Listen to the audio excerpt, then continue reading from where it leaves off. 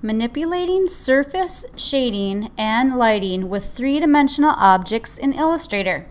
So we know we can do an extrusion or a revolve to basically push a 2D object into the three-dimensional world. So when we do that, Illustrator does do some automatic shading. However, we can control that a bit. So let's go back to the effects for this object. And I can do that by going under Effects and Revolve, 3D and Revolve, and it will open up those objects, those preferences. I also, with it selected here, can go into my Appearance panel. I'll just pull that out because indeed the effect of a three-dimensional revolve is an effect on the appearance of this object. So if I double click right here, I'm going to get right back into my revolve options.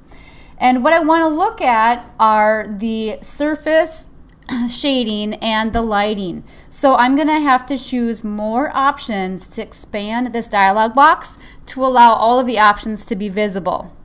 So let's talk about the surface shading. This really controls how the object's surface appears. I'm going to choose preview so we can see what will change here. By default, it's a plastic shading. Let's go through each one of these and just make note of what happens.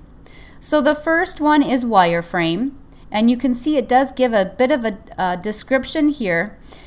The lighting controls are not available for this surface option because wireframing is just showing the object's geometry. So all of the objects, or all of the surfaces on this object are transparent, so we don't have any options or any need to have lighting controls. This is a good option if you're running low on memory, if Illustrator is really lagging, if it seems like things are stalling on you. Just to get through what you need to get through and get the document saved, you may have to turn to wireframe. No shading is basically flat. It's the same as your view in the 2D world. It really applies no shading to the object, and so it's difficult to see the three-dimensional qualities that the object has. Diffuse shading and plastic shading are the two that utilize the lighting source. So by default, plastic shading is what is given to you, and plastic shading is really where the object's reflecting light as though it were made of a shiny plastic material.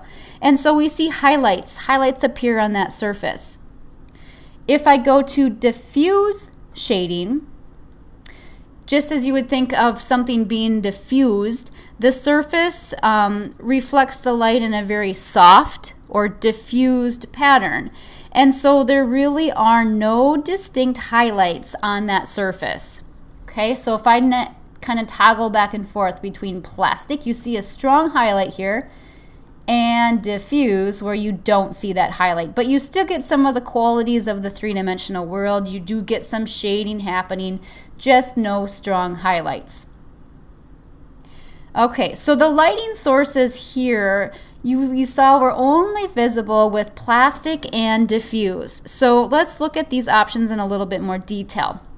We first start with our light intensity. This is a value between 0 and 100, 100 being the default, and it really is the strength of the light on the object. So it's how bright is my light? And you may think of like bright daylight versus evening where there's not much light at all, and you can see it grow here. So that is really the light intensity. It's the strength of the light on the object. The ambient light then refers to more of my global light. So it's more of like daylight, how we see things.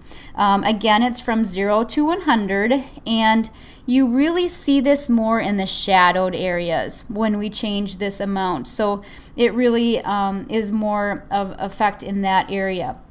So it does affect the brightness of the object. Let's just take the ambient light all the way up. You can see how it very much becomes more bright. And if I take it down, it's more of a dramatic effect. So decreasing the ambient light makes the shadow areas darker So thus increasing the contrast. So you can see it's a little bit more drama in this object. By default, it's around 50. The highlight intensity is just that. How intense is the highlight? The more intense the highlight, the more white it appears. So let's take it all the way up to the top at 100%. You can see how very white. And if it's at 0, we're losing it. It's almost then we turn into that diffuse shading. So somewhere midpoint is going to be your default. The highlight size then is how large the highlight is. So we're pretty large here, 100%. You can see how that highlight grew. If I decrease this, highlight gets smaller. So it's kind of like, you know, how close is my light versus how far away is the light, really is what we're saying. The blend steps, this amount is indicating the transition. So how smooth is my transition? And I go from 1 to 255, so the slider goes up to 255. And you'll see it in the transitions with the highlights and the shadows, probably more in those highlighted areas. So if you increase this, this is going to create more paths. If you think how Illustrator works, each one of these color alterations is a path, so to speak, that Illustrator is remembering. And the more you increase those steps, the more that Illustrator has to remember, and that causes Illustrator to think harder, work harder, requires more memory. So again, this can be really bring down your system if you take those steps high. What I would do is look at where your steps are acceptable. The minute you go down, you start get what's called banding. You can see that we start getting these rings of color.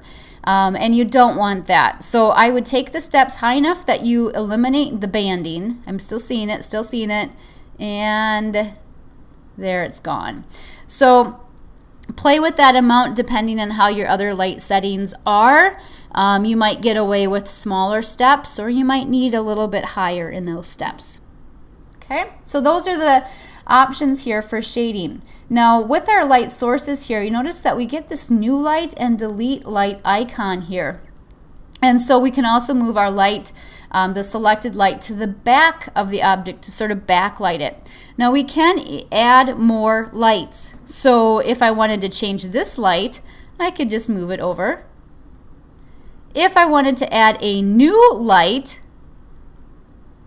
and where you see the box around it, that's the highlight, okay? And so that's the active light source, which then I can have my settings applied for that. So if I say I wanted this one to move to the back, you get some really interesting, you can see it's back there. If I move it towards the edge here, you might start seeing it creep around a little bit. Oops. There it is. You can see it kind of coming around. And then this one maybe down here for a more dramatic effect. And I could sort of diffuse this. I could make this less intense if I wanted to have a softer surface. If I decide that, well, I don't want this light anymore, I can click this light and I can delete it, and it's gone. So you can add light sources or delete light sources. So that's lighting. You can kind of refer to this as working in video with lights or photography with lights. It really is doing the same thing, how you're lighting up your objects. So a lot of fun with surface qualities and lighting with 3D objects in Illustrator.